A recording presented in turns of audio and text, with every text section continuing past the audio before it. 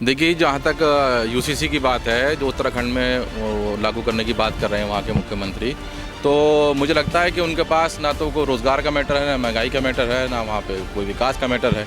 तो वो उस चुनाव को जो है वो यूसीसी पे लड़ना चाहते हैं। माननीय गृह मंत्री देश के अमित शाह जी का बयान सुना था कि सीए लाने से मुसलमान भाइयों को कोई परेशानी नहीं होगी, उन्हें गुमराह किया जा रहा है। और पसमानदा समाज के लोगों में ज़्यादातर यही एक बेचैनी है कि एक तरफ तो प्रधानमंत्री जी हमें हमारा हक देने की बात करते हैं, दूसरा ये सीए एनआरसी लाने की बात कर रहे हैं। क्या है ये? देखिए, सीए एनआरसी लाने वाली तो कांग्रेस है, वो कांग्रेस ही आरएसएस की माँ है, ठीक।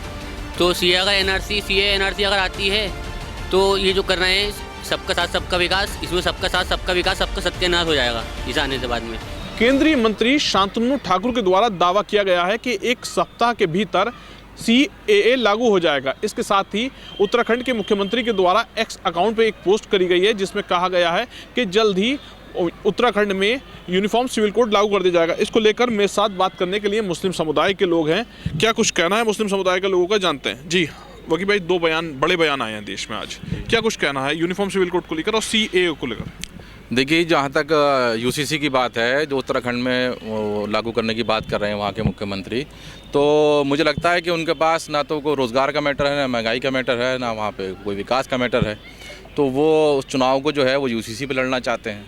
अब यूसीसी पता नहीं उन लोगों ने पढ़ा है नहीं पढ़ा है, मुझे नहीं मालूम यूसीसी के मायने क्या हैं। यूसीसी जो है वो हमारे फंडामेंटल राइट में तो है नहीं कि वो लागू होना है, ऐसा ज़रूरी तो है नहीं। अच्छा, यूसीसी ना लागू होने की एक वजह यह है क्योंकि हिंदुओं में जो हिंदू धर्म है उसमें इतनी विविधता है कि एक आदमी एक तरीके से शादी करता है, एक आदमी एक तरीके से शादी करता है।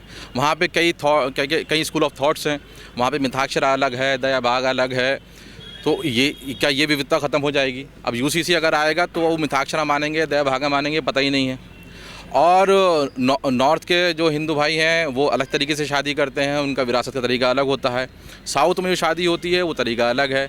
यहाँ पर भांजी के साथ शादी नहीं करी जा सकती नॉर्थ इंडिया में। साउथ इंडिया में हिंदुओं में मामू भांजी की शादी हो जाती है। तो ये विविधता है। अब इस विविधता को आप कैसे ख़त्म करेंगे? अगर आप इसको ख़त्म करना चाहते हैं तो एक काम करिए, आप हिंदू धर्म की एक नई किताब लिख दीजिए, कहती है यही धर्म ग्रंथ है भाई। अब तो इसके अकॉर्डिंग चलेगा भाई। जैसे मुसलमानों का है कि मुसलमानों की एक किताब है, उनकी एक हदीस है, एक फ़िक़्ह है, जुरिस्प्रूडेंस है, उसके अकॉर्डिंग वो अपना काम करते हैं, पूरी ज़िंदगी जीते हैं। हिंदुओं में ऐसा नहीं है। हिंदुओं में हर किसी की अपनी अपनी अलग अलग मान्यताएं, हर 100 किलोमीटर मान्यता बदल जाती है। तो वो इतनी विविधता को कैसे ख़त्म करना चाहते हैं और क्यों ख़त्म करना चाहते हैं? ये तो मतलब दुनिया में कहा जाता है, और ये जो हिंदू धर्म के जो बड़े बड़े धार्मिक गुरु हैं वो कहते हैं कि ये हमारी ताकत है, हमारी विविधता हमारी ताकत है। और क्या कहते हैं, जब यूसीसी की बात करी जाती है तो मुसलमानों को टारगेट कर लिया जाता है। हिंदू भाइयों को ठगने के लिए कहा जाता है कि इसमें मुसलमान परेशान हो जाएंगे। अब जब मुसलमान परेशान होंगे तो वो उनको ये समझाया जाता है कि तो हमें वोट दे, तो जब वोट दे तो वोट पोलराइज हो जाता है और वो सरकार बना लेते हैं। तो इसका यूसीसी का कुछ औचित्य है ही नहीं इस वक्त। जी सलाउद्दीन भाई, शांतनु ठाकुर केंद्रीय मंत्री हैं, उनका बयान आया है कि एक सप्ताह के अंदर सिटीजन अमेंडमेंट एक्ट लागू कर दिया जाएगा। क्या कुछ कहना है इस बयान को लेकर? देखिए, इस तरह के बयान आ रहे हैं। अभी हमने पिछले दिनों माननीय गृह मंत्री देश के अमित शाह जी का बयान सुना था और उन्होंने एक चैनल पे वक्तव्य दिया था अपना कि सीए लाने से मुसलमान भाइयों को कोई परेशानी नहीं होगी, उन्हें गुमराह किया जा रहा है। और ये सीए इसलिए लाया जा रहा है कि जो बाहर से हिंदू, बौद्ध, सिख या ईसाई लोग आएंगे उन्हें उसकी यहाँ पर नागरिकता देने के लिए। तो मैं ये कहना चाहता हूँ माननीय अमित शाह जी से, जो हमारे देश के गृह मंत्री हैं, कि अगर आप इन सबको मान्यता दे सकते हैं तो इसके अंदर मुस्लिम समाज को भी अगर आप मान्यता दे देंगे तो इसमें आपका क्या चला जाएगा? क्योंकि इस वक्त आप एक तरफ हमारे देश के प्रधानमंत्री जी पसमानदा समाज के लोगों को उनका हक देने की बात करते हैं, और आज 85% हिंदुस्तान के अंदर पसमानदा समाज के लोग हैं। और पसमानदा समाज के लोगों में ज़्यादातर यही एक बेचैनी है कि एक तरफ तो प्रधानमंत्री जी हमें हमारा हक देने की बात करते हैं, दूसरा ये सीए एनआरसी लाने की बात कर रहे हैं। क्या है ये? मैं कहता हूं माननीय प्रधानमंत्री जी से आपके चैनल के माध्यम से ये अपील करना चाहता हूं और देश के गृह मंत्री माननीय अमित शाह जी से ये अपील करना चाहता हूं कि इस वक्त चुनाव का माहौल है। सारे लोग इस वक्त चुनाव को बहुत तिरछी नज़र से देख रहे हैं और इसलिए आप जो भी फैसला लें वो बहुत सोच समझ कर लें, सब लोगों को ध्यान में रख कर लें।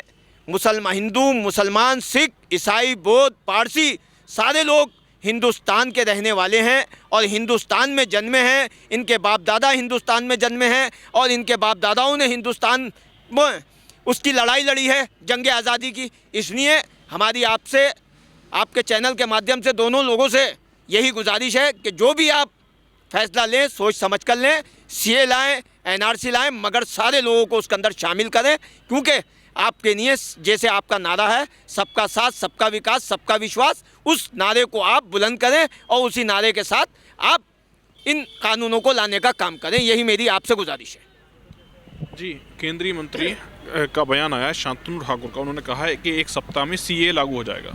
देखिए, सीए एनआरसी लाने वाली तो कांग्रेस है, वो कांग्रेस ही आरएसएस की माँ है, ठीक। तो सीए एनआरसी अगर आती है तो ये जो कर रहे हैं सबका साथ सबका विकास, इसमें सबका साथ सबका विकास, सबका सत्यानाश हो जाएगा इस आने से बाद में, क्योंकि ये तो सिर्फ धर्म के नाम पर लाना चाह रहे हैं सीए एनआरसी। जी, उत्तराखंड के मुख्यमंत्री पुष्कर धामी जी के द्वारा एक ट्वीट किया गया है जिसमें ये कहा गया है कि जल्द ही यूनिफॉर्म सिविल कोड लागू करा जाएगा। 2 फरवरी को यूनिफॉर्म सिविल कोड को लेकर मसौदा पेश होगा, क्या कुछ कहना है?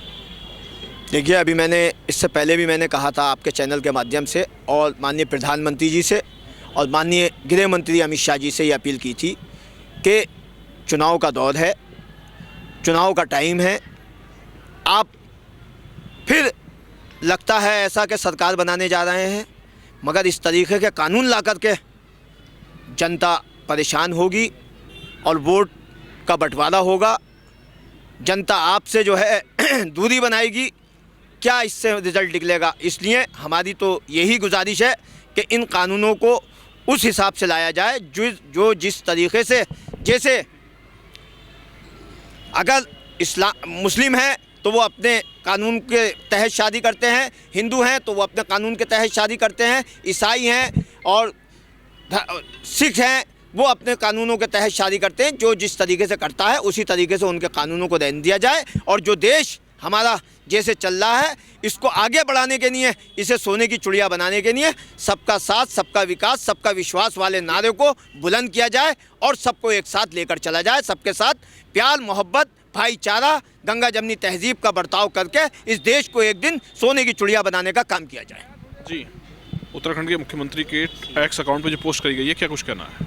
देखिए, जहाँ तक बात सीए की रही तो एक शख्स ये कह रहा है कि मैं हिंदुस्तान का रहने वाला हूँ, तो आप उसको ये कहकर नकार देंगे कि नहीं नहीं, तुम तो हिंदुस्तान के नहीं, तुम तो बांग्लादेश से आए थे, तुम तो पाकिस्तान से आए थे, तुम तो फला जगह से आए थे।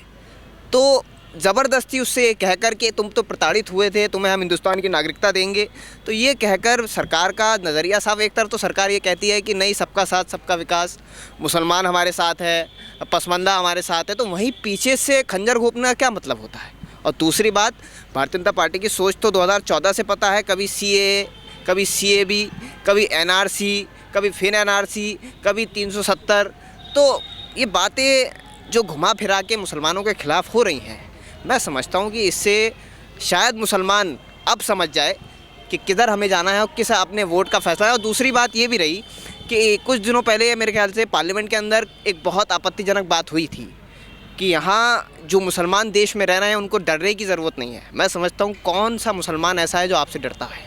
कौन मुसलमान ऐसा है जो आपसे डरता है? मैं समझता हूँ देश में कोई ऐसा मुसलमान नहीं है जो भारतीय जनता पार्टी से और देश की सरकार से डरता हो। जी, देखिए, जो जहाँ तक सीए का और एनआरसी का ताल्लुक है, ये देखिए एक पैकेज है और ये पैकेज बहुत डेडली है। बात ये नहीं है कि बाहर से अब कोई आने वाला है उसकी फ़्लाइट का हम स्वागत करेंगे, हमारे कुछ हिंदू भाई हैं और उनको नागरिकता चाहिए, बात ये नहीं है। बात ये है कि यहाँ पर जो लोग हैं उन्हीं को टारगेट करके कहा जाएगा कि तुम जो है अपनी नागरिकता साबित करो। लोग अपनी लाइन में लगना शुरू कर देंगे। अभी भी तेलंगाना में और बहुत से प्रदेशों में सीए के विरोध में बाकायदा कानून पास हो गया कि हम सीए लागू नहीं होने देंगे, ये बाकायदा पास हुआ है। तो अब सरकार, ये केंद्र सरकार कह रही है कि हम सीए लागू करेंगे, तो बाकी प्रदेशों में आप किस तरीके से करेंगे? तो आप तो सिर्फ और सिर्फ मुसलमानों को टारगेट करने की नहीं सारी बात कर रहे हैं, और इसके अलावा इसमें कोई मकसद है ही नहीं। अगर आपके दिल में, आपका दिल बड़ा होता तो आप सबकी बात कर रहे होते। आप सबकी बात नहीं कर सकते। आपकी जो तरबियत है वो आरएसएस की है, और वो आरएसएस जो है वो लोगों को सिखाती है संकीर्ण होना, संकुचित होना, नफ़रत करना। ये उसने सिखाया है लोगों को, बाय द ट्रेनिंग कैंप लगा के सिखाया है। तो वो उन्हीं को एक खुराक दे रहे हैं कि हम मुसलमानों को फिर परेशान करने की नहीं, देखिए हम ये करने वाले हैं। और इससे में खाली मुसलमान नहीं है, इसमें देखिए आदिवासी हैं, दलित हैं, घुमंतु जातियाँ हैं, हमारा ओबीसी समाज है, जिनके पास अपने अपने खुद के कागज़ नहीं हैं। ठीक है, आप उनसे कह रहे हैं कि अपने पिताजी के कागज़ लेके आइए, तो कहाँ से लेके आएगा आदमी? आप उस चीज़ को क्लियर नहीं कर रहे। आपने एक बोतल में से जिन निकाला, आपने एक बात कह दी, बस आप ये करे जा रहे हैं। और पूरे देश में जो है इस अस्थिरता जो है वो फैल रही है, लोगों में डर फैल रहा है। और जब डर फैलेगा तो ये सब कुछ होगा। तो वो समझते हैं कि हम इसको हिंदू मुस्लिम पोलराइज़ कर लेंगे और हम इलेक्शन जीत जाएंगे। देखिए, आप इलेक्शन तो जीत सकते हैं, आप लोगों का दिल नहीं जीत सकते। दिलों के दिल जीतिए, लोगों के दिल जीतिए। मेरे साथ मुरादाबाद जनपद में स्थानीय लोग थे जिनसे CAA UCC को लेकर बात की गई है। शारिक सिद्दीकी, TV9 मुरादाबाद।